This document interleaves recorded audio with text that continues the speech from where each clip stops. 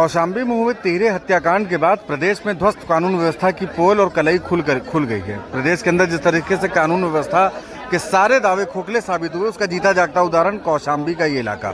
कौशाम्बी में 13 हत्याकांड के बाद शीर्ष नेताओं की ओर से कांग्रेस का प्रतिनिधि मंडल कौशाम्बी भेजा गया, जिसमें प्रदीप नरवाल और उत्तर प्रदेश कांग्रेस कमेटी अनुसूचित समाज के आलोक प्रसाद जी हैं, पूर्व विधायक विजय प्रकाश जी हैं, संगठन सचिव अनिल यादव जी हैं, मुकुंद तिवारी जी, विवेकानंद पाठक जी हैं। इस तरीके से तमाम कांग्रेस के कार्यकर्ता प्रयागराज से होकर के यहाँ कौशाम्बी पहुँचे और डेलीगेशन में शामिल हुए हैं। देखिए किस तरीके से पीड़ित परिवार से मिलने के लिए कांग्रेस के तमाम नेता शामिल हैं और यहाँ पर बारी बारी से पीड़ितों से पूरी घटनाक्रम के बारे में जान रहे हैं। हंजला उस्मानी जी भी हैं, घटनाक्रम के बारे में जान रहे क्या मामला है, आगे थोड़ा सा जा करके समझने का प्रयास करिएगा। देखिए लोगों का आक्रोश इसलिए भड़का हुआ है क्योंकि पीड़ित पक्ष की ओर से एक परिवार का एक सदस्य जो है वो अभी गायब है।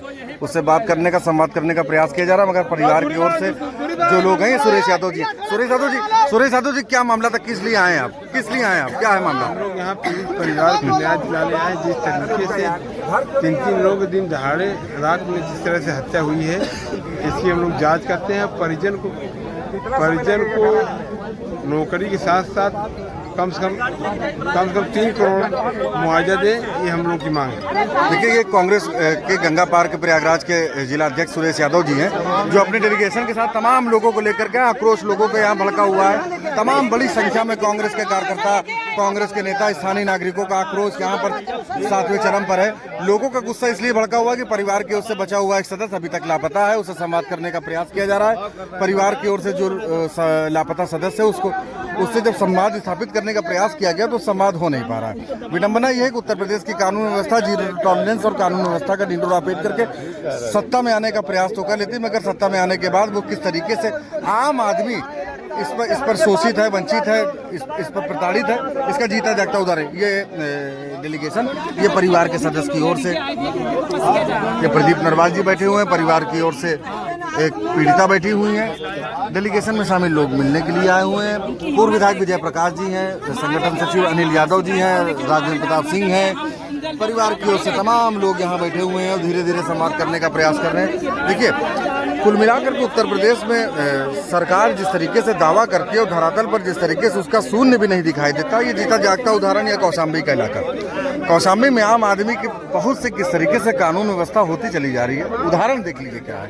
तमाम राजनीतिक पार्टियों से जुड़े हुए लोग, तमाम संगठन दल से जुड़े हुए लोग बारी बारी यहाँ पर आए हुए हैं और आ करके लोगों के डेलीगेशन से मिल रहे हैं और संवाद करने का प्रयास कर रहे हैं। देखिए भीड़ है। विवेकानंद जी क्या मामला क्या है, जरा मामला बताइए, क्या मामला है, ये पूरा मामला बताइए। इस गांव में एक ही परिवार के 3 दलित लोगों की हत्या हुई है, पत्नी और उनके ससुर का। साथ ही साथ वो जो महिला जिसकी हत्या हुई है वो गर्भवती थी। ये कितना दुर्भाग्यपूर्ण घटना है, मानवता को तार तार करने वाली घटना है कि जिसका परिवार, दलित परिवार, जो अपने एग्रीमेंट करके जमीन लेके किसी तरह से अपना परिवार को रखकर अपना गुजर बसर कर रहा था, जहाँ के सामंतवादी सोच के दबंगों द्वारा, जो यहाँ के भू माफिया हैं, जो जमीनों पे कब्जा किए हुए हैं, उन लोगों के द्वारा बड़े ही बेशर्मी के साथ उन निर्दोष लोगों की हत्या की है। आज कांग्रेस पार्टी ने एक डेलीगेशन आया है, हमारे AICC सचिव प्रदीप नारवाल जी, उनके नेतृत्व में तमाम साथीगण आए हुए हैं। कांग्रेस पार्टी इस पूरी घटनाक्रम पे नज़र बनाए रखी हुई है और अभी तक जो मामला समझ में आया कि प्रशासन इतनी बड़ी घटना होने के बावजूद भी लीपापोती कर रही है और पीड़ितों को डराया गया है, धमकाया गया है ताकि पीड़ित अपनी बात को न रख पाए, सही बात न रख पाए। इस वजह से शासन प्रशासन, सोचिए आज डेलीगेशन मिलने वाला है, यहाँ पर गांव में आया, परिवार के पास आया और मृतक के बेटे सुभाष को पुलिस जबरदस्ती यहाँ से थाने में गायब करके रखी है। यहाँ पर एडिशनल बैठे हुए हैं, बार बार डेलीगेशन ये कह रहा है कि उस बच्चे को लेके आइए, लेकिन ये लोग घोल मोल रवैया अपना रहे हैं, जवाब दे रहे हैं। 52 बीघे की पूरी यहाँ पर जमीन है, जहाँ पर पट्टेदारों को, अलग अलग पट्टेदारों को पट्टा हुआ मिला था, आवंटित था। लेकिन यहाँ के भू माफियाओं और सामंती सोच के लोगों के भय की वजह से एक भी पट्टाधारक अपने जमीन पे कब्जा नहीं है। ये जो घटना हुई है, ये किसी प्रकार से जिसके नाम से पट्टा था उनसे उन्होंने एग्रीमेंट कराया था और एग्रीमेंट करके उस पट्टे पर कब्जा दाखिल किया, संघर्ष करके, लड़ाई लड़के। कितनी मुश्किल हुई उस 10 बिस्वा जमीन पे पट्टे पे कब्जा करने में, और उसके बाद अंततः क्या हुआ, जान से ये लोग जान ले लिए, उनकी हत्या कर दिए। भू माफियाओं ने अपना टेरर बनाए रखने के लिए, आसपास के पट्टेदारों को में भय और डर और आक्रांत बनाए रखने के लिए इस तरह की घटना की है, और शासन प्रशासन हाथ पे हाथ रख के बैठे हुए हैं। यह सरकार कहती है कि हम दलितों की नुमाइंदगी करते हैं, हम सबका साथ, सबके विकास की बात करते हैं, लेकिन उत्तर प्रदेश में लगातार दलितों का शोषण हो रहा है, दलितों की हत्याएं हो रही हैं।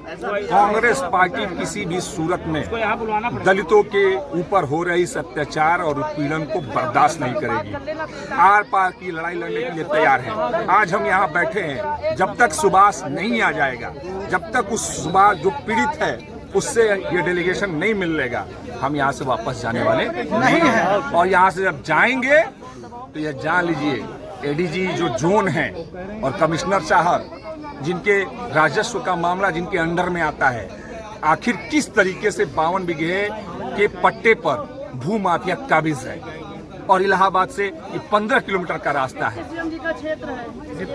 उप मुख्यमंत्री जो कहते हैं कि ये हमारा क्षेत्र है, ये लोग पूरी तरीके से शोषितों, वंचितों, दलितों के हित को